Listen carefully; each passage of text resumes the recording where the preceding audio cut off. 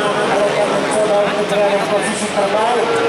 Bagaimana mereka akan mendapatkan di posisi terdepan sore nanti.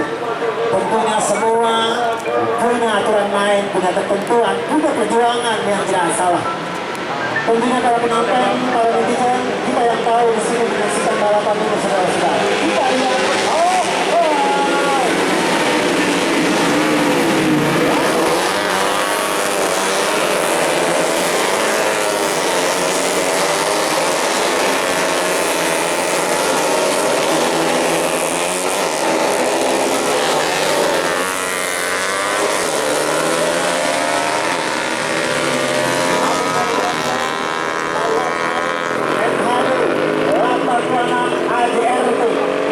untuk sementara berada di posisi terbaik saudara-saudara.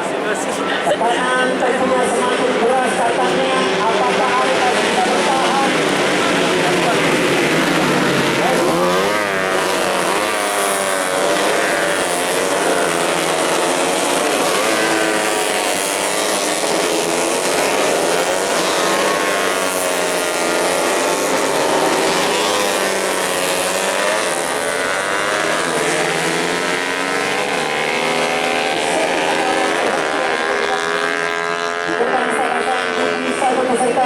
Satu lagi peserta perlahan kami pasti akan menunjukkan